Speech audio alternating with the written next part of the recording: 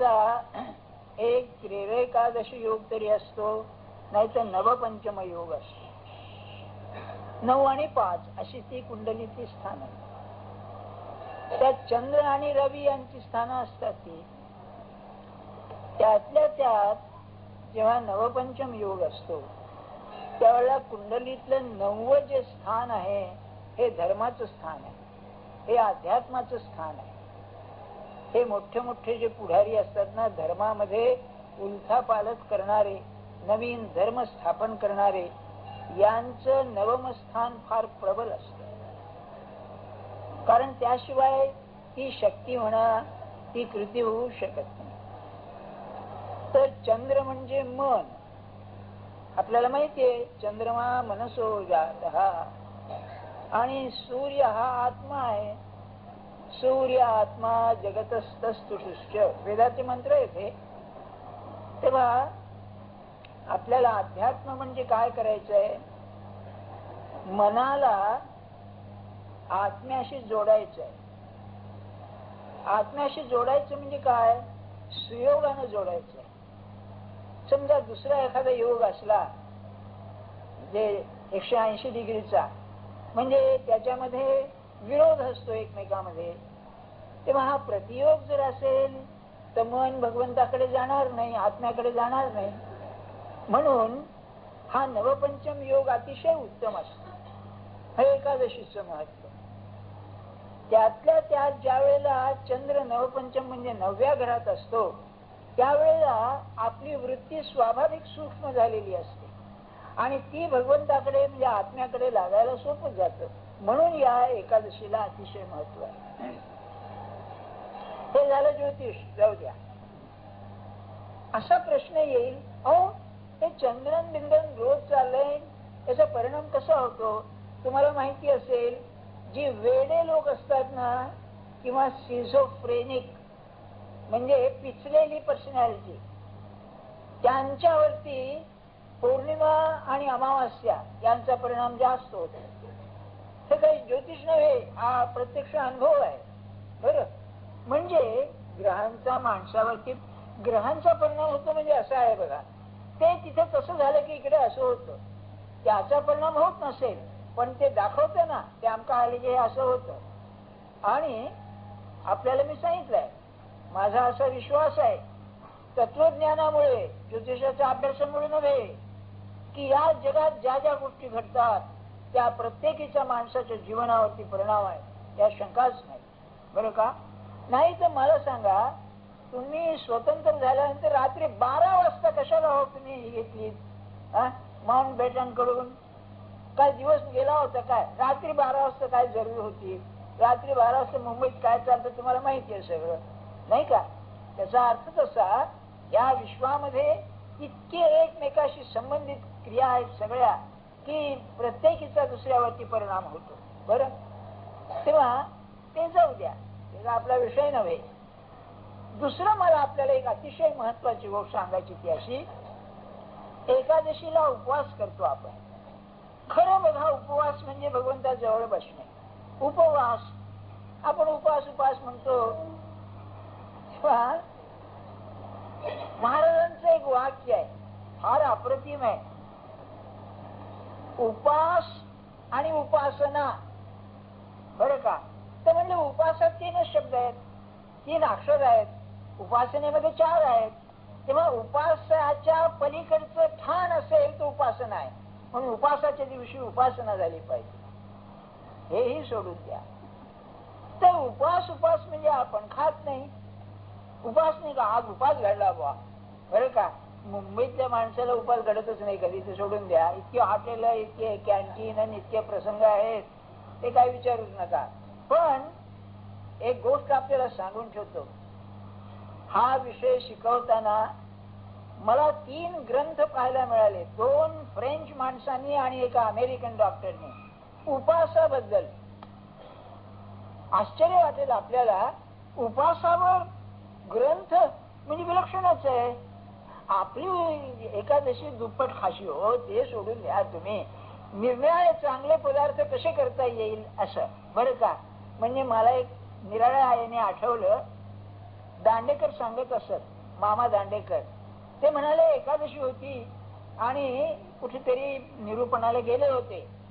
तिथे ते पाटील बुवा आले. मामा म्हणाले आज खिचडी केलेली आहे आणि तुम्हाला मुद्दाम सांगतो कांदा घालून केलेली आहे म्हणाले. आज कपाळाला हात लावला. म्हणाले आता काय सांगू याला, बरं का.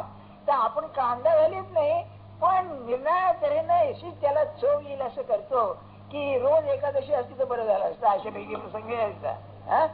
बरं का. तर फास्टिंग ख्रिश्चन धर्मामध्ये, मुसलमानी धर्मामध्ये आणि हिंदू धर्मामध्ये फास्टिंग म्हणजे उपासाला अतिशय महत्व आहे. त्यांचं काय असेल ते असू दे, उपनिषदापासून उपवासाचं महत्व आहे. त्याचं कारण असं, उपनिषदात एक कथा आहे की एका माणसाने उपवास सुरू केले. 15 दिवस 8 दिवस झाल्यानंतर एक मनाची शक्ती कमी झाली. 15 दिवस झाल्यानंतर दुसरी मनाची शक्ती कमी झाली. त्याची स्मृती, त्याची कल्पना, त्याची बुद्धी हळूहळू कमी व्हायला लागली. बरं का. तर उपासाने काय होतं, पहिल्यांदा शरीर शुद्धी. 15 दिवस पोटभर इकडचं तिकडचं खाल्ल्यानंतर आपलं ध्यान धारणा बेतच असते, पण उपासाच्या दिवशी पोटाला विश्रांती मिळून तिकडे जे रक्त जायचं ते मेंदूकडे जाऊ शकते आणि ध्यान धारणेला मेंदूचं फार शक्ती अवश्य असते. म्हणून उपासाचं अतिशय मला मी सांगतो विकृत अर्थ करू नका मेहरबानी करून. नाही तर त्यांनी सांगितलं उपवास करा, आता बायको शंग करीत येईल माझ्याकडे काय सांगितलं तुम्ही म्हणून, एवढं मात्र करू नका. बरं का. म्हणजे काय उपास म्हणजे कसं पाहिजे, काय महाराजांचं सांगण्यात तुम्हाला सांगतो. सत्पुरुष कसं बोलतात म्हणले, उपासाच्या दिवशी ते उपासाचे ते खावं, पण कसं पाहिजे, आपला फराळ झाल्यावर जर फराळाला बसलो पुन्हा तर तेवढंच खाता आलं पाहिजे. म्हणजे अर्ध पोटी फराळ पाहिजे. तेव्हा घरी पोटभर खा बरं का, तसं माझं म्हणणं नाही, निरूपण माझ्याजवळच राहू दे माझं आपलं, पण पोट हलकं पाहिजे. बरं का. आणि ते सुद्धा कसं पाहिजे, सात्विक पाहिजे. नाही तर की नाही आमच्या तिकडे खरडा म्हणून करतात. खरडा म्हणजे नुसती मिरची वाटायची त्याला मीठ घालायचं, म्हणजे पश्चातापच व्हायचं खाल्ली की, अशा पैकी स्थिती आहे. आता काय करावं सांगा, नाही का. नाही असं सात्विक अन्न पाहिजे. अहो आश्चर्य वाटेल, त्याला फलाहार म्हणतात. कोणतं फळ, मुंबईत केळी खातात म्हणा, कसला फलाहार आला नाही का. फलाहार जर केला तर जेवल्यासारखं वाटायचंच नाही, काय खाल्लं नाही आज म्हणते. बरं का. सांगण्याचा हेतू काय, उपासाचं अतिशय महत्व आहे. याची 2 कारण आहेत. एक कारण तर डॉक्टरी आहे, अगदी शरीराला विश्रांती पाहिजेच. बरं का. त्या पचनाला, शरीराच्या पचन क्रियेला विश्रांती पाहिजे. 15 दिवसातून एकदा. आणि त्या अवस्थेमध्ये भजन पाहिजे. आमच्या तिकडे त्या भटजी बापूंची तिथे रात्रभर भजन एकादशीला आणि दुसऱ्या दिवशी द्वादशीला मग अन्नदान. बरं का. वारकरी पंथामध्ये याला फार महत्व आहे. एकादशीला ते या दृष्टीने महत्व आहे की त्या दिवशी आपण जी उपासना करणार त्या उपासनेला चित्त लवकर तिकडे लागतं. हे आहे, हे मला कबूल आहे.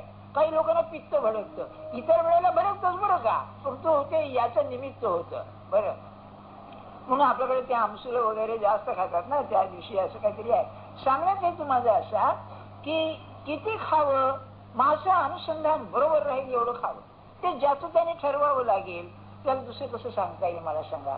ते सुद्धा कसं सहज 2-3 तासात पचून जाईल असं पाहिजे.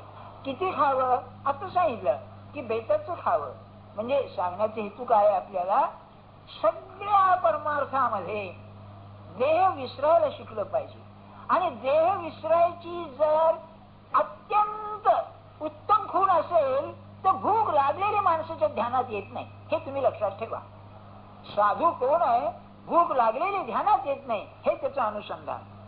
बरं, त्याला खाण्यावरती ताबा येतो मुख्य म्हणजे. म्हणून सांगतोय मी आपल्याला की त्याचा खाण्यावरती इतर वेळेला ताबा, पण तो अनुसंधानात बसल्यानंतर, अहो साधा विद्यार्थी परीक्षेकरता अभ्यासाला बसल्यानंतर खाणं त्याला तितकं मानवायचंच नाही. बरं, जेवढं मेंदू तरतरीत राहील एवढंच खाल्लं तर ते अभ्यास होईल, नाही तर होणारच नाही. हा आमचा अनुभवच आहे. तुम्ही काय सांगितलं कोण ऐकेल, नाही, त्याशिवाय नाहीच होणार. सात्विक अन्न खाल्लं पाहिजे, मेंदू तरतरीत राहायला पाहिजे. तेव्हा त्याही पेक्षा सूक्ष्म असतं अनुसंधान. मग त्याला किती मला सांगा खाणं सांभाळावं लागेल. किंबहुना तो भगवंताच्या प्रेमात रंगू लागला आहे. याची पहिली खूण अशी आहे की खाण्याची वासना कमी होईल. कारण ज्ञानेश्वर महाराजांनी 3ऱ्या अध्यायात सांगून ठेवलेलं आहे बरं का, जैसी वरी वरी पालवी खुडीजे. एक झाड आहे, तुम्ही ते झाड आलं वर बरं का, बी पेरलं, झाड आलंय आणि तुम्ही काय केलं, ते झाड वाढू नये म्हणून त्याची जी वरची ही येते ती कापली बरं का, म्हणजे पानं फुटायची जी ही आहे ती काय, जैसी वरी वरी पालवी खुडीजे आणि मुळी उदक घालीजे. कसं सांगितलंय, म्हणजे झाड वाढू नये म्हणून पालवी तोडली, पानं नवीन आली आणि खाली पाणी घातलं तरी कैसे नाश निपजे तया वृक्षा. त्यांनी फार अप्रतिम वर्णन केलंय. तरी तो उदकाचे निबळे अधिके जैसा आडवे अंगे फाके. नाही का, स्त्रियांना जसं आराम मिळाल्यानंतर आडव्या होतात तशापैकी ते झाड होत. विनोद नाही मग ती फुगेला बघता बघता अशी स्थिती होते हो. पुढे म्हणाले तैसा तैसा विषय मानसी विषय पोषे रसनाद्वारे. हो, काय सांगायचं आपल्याला, खाण्यावर ताबा नाही ना तर नाही. तुम्ही कोणा गैरसमज करू नका बाबांनो, खाण्यावर ताबा आणायचं म्हणजे खात नाही मी, हे नाही. मर्यादा पाहिजे, कॉमन सेन्स, त्याला व्यवहार ज्ञान पाहिजे. शरीराला जरूर आहे ते खाल्लंच पाहिजे. ते सगळे रस 6चे 6 खाल्ले पाहिजे, पण कसे खाल्ले पाहिजे, शरीराला शक्ती राहील, भगवंताच्या स्मरणात बसल्यानंतर शक्ती राहील एवढं खाल्लंच पाहिजे माणसाने. आणि पुढे असं होईल, जर नामाची चटक लागली ना तर खायला नको वाटेल, ती चवच त्याची बदलून जाईल. म्हणजे राम रसाची चवी आन रस रुचती केली अशी स्थिती होईल त्याची. असा मी एक मनुष्य पाहिला बरं का. आणि या अनुभवाच्या गोष्टी आहेत, आपण कोणी त्यात शिरतच नाही. मी एकदा नाशिकला गेलो होतो, फार जुनी गोष्ट आहे. परत येताना तिथे आमच्या ओळखीचे फडके शास्त्री म्हणून होते बरं, आपल्याला मी सांगितलंय पण ऐकण्यासारखं आहे. अधिकारी मनुष्य मोठा बरं का. गरिबी म्हणजे काय, गरिबी बघा अशात राहणारा, अपेक्षा नाही कशाची. आणि दसऱ्याचा दिवस आम्ही गेलो, गेल्यानंतर शास्त्री म्हणले काय ठीक आहे, कसं काय आम काय समजा. तर मी सहज विचारलं, आज घर चूल रिकामी आहे काही नाही. तर म्हणाले आज घरात काहीच नाही बरं का. तर म्हणलं मग जेवण खाण. तर म्हणले असं झालं, सकाळी मी म्हणले जपातून उठलो, ते ब्रह्मसूत्र शिकवीत असत, फुकटतो येईल त्याला बरं का, शंकराचार्यांचं भाष्य. आणि म्हणाले तोंड गोड झालंय नामाने, तोंड गोड झालंय. तर म्हणले ती गोडी जाऊ नये म्हणून म्हणले मी जेवत नाही आज. आधी नव्हतंच घरात काही, पण म्हणाले मी जेवत नाही. तर झालं काय, पुढे भेटल्यावर म्हणाले त्या ज्या मंदिरात ते राहत असते, गायत्री मंदिर म्हणून त्यात राहत असत, त्याच्या मालकाचं काहीतरी ते पोराचं जावळ फिवळ काहीतरी होतं. तेव्हा त्यांनी पेढा आणलाय आणि सांगितलं शास्त्रीवान की हा शास्त्री मुद्दा आणलाय तुमच्याकरता. त्यांनी कोणाला ठेवून दिला होता. आता 2-3 वेळा येऊन त्याने खायला लावला आणि ती चव गेली. म्हणा त्या चवीचं महत्व किती आहे बघा. हे अतिंद्रिय अनुभव असतात. तेव्हा एकादशीचं महत्व ते आहे. माझं काय म्हणणं आहे तुम्हाला, आपण ज्या काळात राहतो, ज्या जगाच्या पद्धतीत राहतो त्यात खा की हो नको कोण म्हणतोय, पण त्याला विसरू नका एवढं करायला काय हरकत आहे नाही का. किंबहुना इतर दिवशी जेवढा आपला जप होत नाही त्या दिवशी जास्त झाला पाहिजे की नाही. आज श्रेय आहे का होऊन जाऊ द्या एकदा. आणि नेहमी लक्षात ठेवा, नेहमी लक्षात ठेवा, मन भगवंताकडे लागणं आपल्या हातात नाही आहे. आज ते लागत असतं, लावावं म्हणून लागत नाही. काही वेळेला जप काय सहज होऊन जातो. काय असतं कोणाच ठेव, बाजूचं वातावरण म्हणा, आपली आतली अवस्था म्हणा, काही सांगता येत नाही. जे होऊन जाते की वा मनुष्य विसरून जातो स्वतःला. आणि काय वेळा किती डोकं आपटा नाही होत नाही का. मग भगवंताची प्रार्थनाच करावी एकादशी दिवशी की तू आज असं कर की मी तुझ्या स्मरणात विसरूनच जाईन. मी आपण विसरतो, भगवंताला विसरतो, तसं होऊ नये. हे एकादशीचं महत्व आहे. एवढं पुरे, आपला काय तो विषय नव्हे. आता ज्ञानेश्वर महाराजांचा योगाचा विषय काय आहे. योगामध्ये सुद्धा 4 प्रकार आहेत. एक मंत्र योग, आपण ज्याला नामस्मरण म्हणतो ना, हा मंत्र योग. दुसरा आहे तो हठयोग, म्हणजे शरीराच्या शक्तीनं शरीराला जिंकायचं. तिसरा आहे राजयोग बरं का.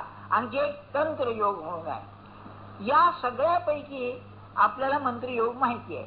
पण हे बाकीचे जे आहेत ना, हे मदतीला घ्यायला हरकत नाही.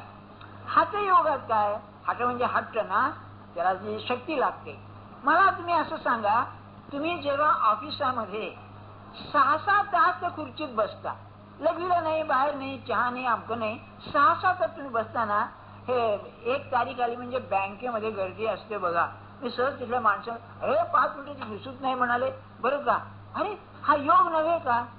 विद्यार्थी 3-3 तास पेपर लिहायला बसतात, भान राहत नाही, हा योग नव्हे का? नाही का? माणसाला योगाशिवाय चालणं शक्य नाही, कारण त्याशिवाय एकाग्रताच होणार नाही. सोडायचा तसा काय फारसा मोठा शक्तिमान नव्हता, पण शरीरातली शक्ती किती विशेष आहे हे जाऊ द्या. पण तुमच्या मानसशास्त्रामध्ये एक असं प्रयोग म्हणजे घडलेली गोष्ट दिली आहे. एक बाई वेडी झाली. काय झालं, तिचा नवरा जहाजावरती होता, ते जहाज बुडालं आणि ती बाई मेली. ठाण्याला राहिलं तर काय वाईट आहे, नाही का? तेव्हा तिला फिट्स यायच्या, कसल्या दुःखाच्या फिट्स यायच्या, बरं का. तर ती जी खिडकी होती लोखंडाच्या बार असलेली, अशी वाकवायची ती. अरे केवढी शक्ती येते, मागून ती थकायची, पण ती लहर आली म्हणजे ती अशी वाकवायची बघा. काय म्हणजे डाकू लोक असतात त्यांना सुद्धा जमणार नाही ती बाई करीत असत. याचा अर्थ काय, माणसाच्या अंगामध्ये अशी विलक्षण शक्ती आहे की बोलायची सोय नाही. महाभारतात एक कथा आहे, आपल्याला माहिती सुद्धा असेल. काय आहे की कर्ण हा परशुरामाकडे हे शिकायला गेला, अस्त्रविद्या शिकायला गेला, बरं का. ते त्या काळचं आहे बरं का, ते मनावर घेऊ नका. तो परशुरामाने क्षत्रियांची ती 21 वेळा निक्षत्रिय पृथ्वी केली, आमक्यान तमक्यान केला. तेव्हा त्यांच्या तू कोण आहेस, मी ब्राह्मण आहे म्हणाला, कर्ण म्हणाला. म्हणून त्याला तो ती विद्या देत असे. आता गुरु आणि ते शिष्य चांगलेच होते, कर्ण मोठा बुद्धिमान होता. तेव्हा एके दिवशी दुपारी तो त्याच्या मांडीवर झोप घेत होता. परशुराम कर्णाच्या मांडीवर झोप घेत होता आणि खाली त्याला एक किडा चावत होता, पण याने हुंग गेलं नाही. अरे ढेकून चावला तर काही पडत नाही, तो किडा रक्त काढतोय तसा बसला. आणि थोड्या वेळ जागा झाल्यावर पाहिल्यावर ते रक्त काय, तो म्हणला बा तो किडा मांस खात होता. म्हणला मी काय करू? तू म्हणला ब्राह्मण नाही असतो. अरे ब्राह्मण आपल्यासारखे हो सगळे, पण साधं एखादं गळू झाल्याचं ऑपरेशन म्हणल्यानंतर हा घाबरणार. क्षत्रियाची गोष्ट निराळी, नाही का? म्हणजे तो लढाऊ ना, लढाऊ वृत्तीचा मनुष्य. तेव्हा त्याला म्हणाला की नाही, म्हणजे शरीरामध्ये केवढी शक्ती आहे मला सांगा. एक संन्यासी होते रामकृष्ण मिशनचे. तेव्हा आमचे एक धराधर म्हणून डॉक्टर आहेत, त्यांचे ते स्नेही. तर कर्नल मॅडॉक म्हणून होता, ज्यांनी गांधींच्या अपेंडिसायटिसचं ऑपरेशन केलं 1923 साली, बरं का. तो अलाहाबादला सर्जन जनरल होता. हेही तिथे रामकृष्ण मिशनचे हे होते, इंजिनियर होते. आणि त्यांनी विवेकानंदांना पैसे पुरवलेत पहिल्यांदा, लक्षात ठेवा आपण, बरं का. रामकृष्णांचे डिरेक्ट डिसायपल, म्हणजे त्यांना त्यांचा अनुग्रह होता रामकृष्णांचा. तेव्हा त्यांना अपेंडिसायटिस झाल्यावर मॅडॉक म्हणाला मी ऑपरेशन करतो, बरं का. दोस्ती होती त्यांची. तो मॅडॉक फार चांगला होता. तेव्हा हे काय म्हणाले, एका अटीवरती मी येतो, मला क्लोरोफॉर्म द्यायचा नाही. त्यावेळेला काही ते इंजेक्शनचं एवढं हे नव्हतं, क्लोरोफॉर्मची टोपी घाली तशी, बरं का. क्लोरोफॉर्म द्यायचा नाही असं कसं म्हणाले? अरे तुझं एवढं पोटाचं ऑपरेशन करायचं, ते तुम्ही काय करता? तुम्हाला म्हणाले असं करा, मला टेबलावर निजवल्यानंतर 5 मिनिटांनी ऑपरेशन सुरू करा, बरं का. आणि त्याप्रमाणे तो 10 मिनिटं थांबला. त्यांनी त्याची टेस्ट घेतली, शुद्ध वेळात नाही, बेशुद्ध मृत वेळात, आणि ऑपरेशन केलं. पुढे 15 मिनिटं झालं का म्हणले ऑपरेशन झालं. काय केलं तुम्ही? मला म्हणाले रामकृष्णांनी जो मंत्र दिलाय त्या मंत्राचा मी जप सुरू केला आणि मी देहाच्या बाहेर आलो म्हणाले, बरं का. देहाला विसरलो. हाही अनुभव घेण्यासारखा आहे एकादशीला. म्हणजे भुकेचं झोपेचे काय प्रश्नच उरणार नाही, बरं का. तुम्ही की नुसतं ऐकून सोडू नका हो, काहीतरी थोडस पाहिजे ना, नाही का. नाही तर होतंय कसं, नाटक पाहतो आपण आणि चोरून पाहतो, बरं का. तिथून काय शाळेमध्ये किंवा इकडे नाटक करताना आपलं असं पाहतो ना, असं पाहून पुन्हा आपलं घरी गेल्यावर काही नाही, तसं होणार नाही, मला खात्री आहे, बरं का. पण आता पाऊल पुढे पडलं पाहिजे बुवा, नाही का. निदान घरचे लोक नावं तरी ठेवू नये म्हणून. अरे काय जाऊन ऐकता बळी एवढी ज्ञानेश्वर पुढे काय म्हणाले, नाही का? आपण त्यांना तेच म्हणा, तुम्ही काय दिवे लावले म्हणून असं, बरं का? पण आक्षेप येईल का नाही? अरे ऐकून केलं काय पुढे? तेव्हा सांगण्याचा हेतू काय आपल्याला, की हा हठयोग जो आहे हा शरीरातल्या शक्तींचा उपयोग करतो. बरं, शक्तींचा उपयोग करतो म्हणजे काय? एक लहानशी गोष्ट सांगतो. आपल्यामध्ये थायरॉइड जी ग्लँड आहे ना, याचा शरीराला अतिशय उपयोग आहे. बरं का? एंडोक्रिनॉलॉजी नावाचं शास्त्रच आहे नवीन, मेडिकल सायन्स. त्याच्यामध्ये ते आपल्या सायकोलॉजी आम्हाला अभ्यासावं लागलो, म्हणजे मनावर कसा कसा परिणाम होतो त्याचा, म्हणून एवढं. तेव्हा त्या थायरॉइडच्या माणसाच्या वाढीवर परिणाम होतो. एखादा ती फार वाढायला ती मग उंचच्या उंचच होतो बघा एकदम, ते त्याच्या याच्यामुळे असतं. सांगण्याचं हेतू काय आपल्याला, तर एक माणूस बरं का असा आसक्त व्हायला लागला, त्याचा मेंदू जरा हा व्हायला लागला. त्याच्या गुरुने सांगितलं तू सर्वांगासन करीत जा. सर्वांगासनात काय आहे, मान अशी दाबायची असते आणि ते याला दाब पडतो आपल्या याला, आणि ते मग त्याचं जे हा स्राव आहे तो मेंदूला जातो, माणसाची स्मरणशक्ती तरतरीत होते. बरं का? आणि जर असला माणूस तर भिंतीला पाय लावले, भिंतीला नाही तर कमरेला असे हात देतात, पण भिंतीला पाय लावले तर काय म्हणत. सांगण्यात हेतू काय, त्या माणसाची स्मरणशक्ती इतकी तीव्र झाली की बोलायची सोय नाही. हे जे आहे ना, याचा उपयोग हठयोगात करून घेतो. आता कुंडलिनी त्यालाच आहे. आता पुढे काय आहे, हे विश्व जे आहे ना संबंध, हे शक्तीवरती चालतं. आपल्याला एक मोठा फायदा असा आहे की सध्याचं जे विज्ञान आहे, थिअरी बरं का, सिद्धांत विज्ञानाचा, त्याने हे सिद्ध केलं की या जगात सगळीकडे सत्ता आहे ती शक्तीची आहे. एनर्जी, त्याला ऊर्जा म्हणतात. शक्ती सुद्धा कमी पडतो, ऊर्जा, जिकडे तिकडे ऊर्जा. आणि त्यांचं म्हणणं असं, वीज ही प्रधान ऊर्जा आहे आणि त्याचे 3 प्रकार आहेत व्यक्त होण्याचे, प्रकाश, उष्णता आणि गती. या 3 यांनी ही वीज आहे अतिशय प्रगट होते आणि त्याचा उपयोग या कुंडलिनीत करून घेतलाय. आता कुंडलिनी म्हणजे काय, काय आहे तुम्हाला माहिती आहे की 3.5 वेटाळे आहेत तिला. आहे पुढे ज्ञानेश्वर महाराजांचं वर्णनच आहे. 3.5 वेटाळे का? असं आहे, हे विश्व जेव्हा निर्माण झालं ते ओंकारातून निर्माण झालं. बरं, ही पार्श्वभूमी सांगते ज्ञानेश्वर महाराजांच्या ओव्यांची. 3.5 वेटाळे म्हणजे काय, अ उ म. आपल्याला परवा नाही याच्यात सांगितलं सकाळी, अ उ म आणि आधळ चंद्रवरचा. तेव्हा अ म्हणजे जलद्रव्य, मॅटर, उ म्हणजे लाईफ, जीवन, आणि म म्हणजे मन, लाईफ, मॅटर, लाईफ, माइंड. त्याच्या पलीकडे आत्मा आहे. सायन्स आत्मा मानित नाही, पण त्याच्याकडे अर्धचंद्र आहे तो पलीकडचा. बरं का? तेव्हा हे जे 3.5 वेटाळ आहेत, ती 3.5 वेटाळ म्हणजे संबंध शक्ती या जगात भरलेली आहे. ती शक्ती बीज रूपाने माणसाच्या ठिकाणी आहे, म्हणजे ओंकार माणसाच्या ठिकाणी आहे. आणि तो ओंकार जो आहे तो त्या ओंकाराचं प्रतीक असल्यामुळे त्याच्यामध्ये जी शक्ती आहे त्याच्यामध्ये सुप्त आहे. आपल्याला हे माहिती असेल, आपण सगळे सुशिक्षित लोक आहात, की माणसाच्या रक्तामध्ये ज्या पेशी असतात त्या प्रत्येक पेशीमध्ये तो देह निर्माण करण्याचं सामर्थ्य असतं. तुमची एक पेशी घालून तिला जर बरोबर वाढवली तर तुमचा हा जो देह आहे तसा देह तयार होईल, इतकं त्यामध्ये शक्ती असते. तर यामध्ये काय करतात, आपल्या शरीरामध्ये ही जी सुप्त शक्ती आहे ती जागी करणं म्हणजे कुंडलिनी जागी करणं. बर, ती जागी कशी करायची, तर त्यांनी काय ठरवलं की जीवन म्हणून जे आहे, लाईफ, ते प्राणावर अवलंबून आहे. बरं का?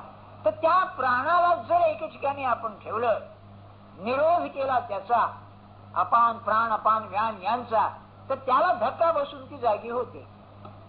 तिला चिमटा बसतो म्हणा.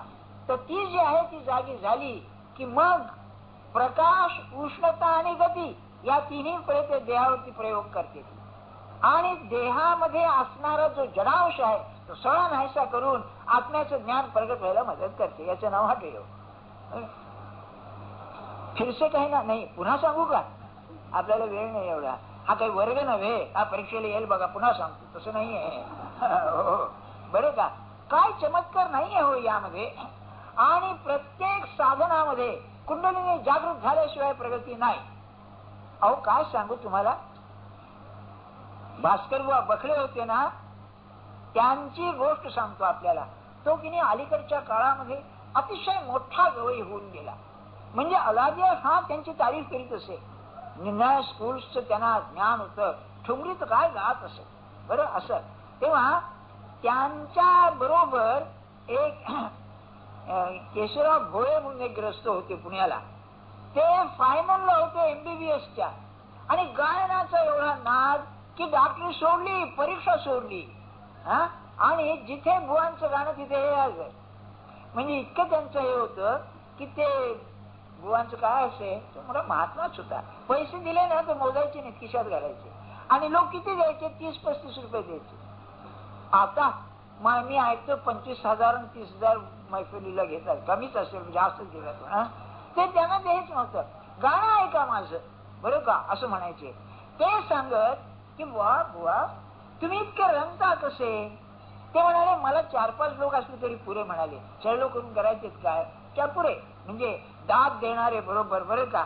त्याचं काय असतं, दाद देणारे 2 तऱ्हा असतात. आपण गंमत म्हणून सांगतो. एक जो खरा तज्ञ आहे ना त्याच्याकडे पण आपणही दाद द्यायची. आणि दुसरे दाद देणारे जे असतात ना ते खरे, त्यांना आवडतच नाही. वाह वाह म्हणतील, जीव म्हणतील, आमकं म्हणतील, नाही ते असं आहे. तेव्हा त्यांना विचारलं की गाताना तुमची अवस्था काय असते, काय सांगू तुम्हाला.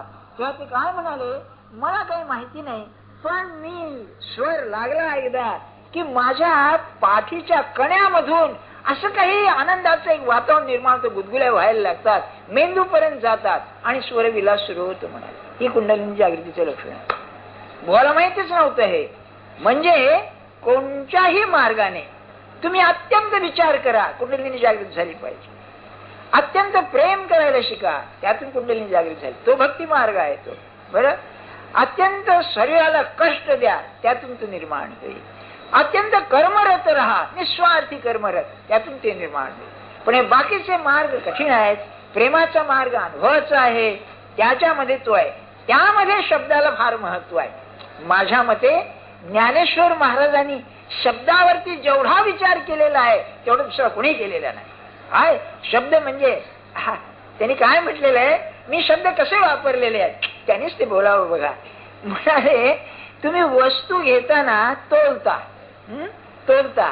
ते म्हणाले लाकडं तोलणं आणि मोठी तोलणं यात फरक आहे ना. म्हणाले तर तुकोनी घेतली मोठी आहे जैशी, असा ग्रंथ लिहिला आहे म्हणाले. जो पुरुष असं सांगू शकतो काय शब्दाची ही असेल म्हणाले. शब्द वापरायचा म्हणजे काय. म्हणूनच शब्द जैसे कल्लोळ अमृताचे, नाही का. नाही त्यांनी असं म्हणलेलं आहे, माझे शब्द म्हणजे कसे का नाद ब्रह्म मुसे आले. नाद ब्रह्म जे आहे संगीत ते आकार धरून आलेलं आहे. हे ज्ञानेशांची ओवी म्हणजे नाद ब्रह्म मुसे आले का गंगा पय उसळले.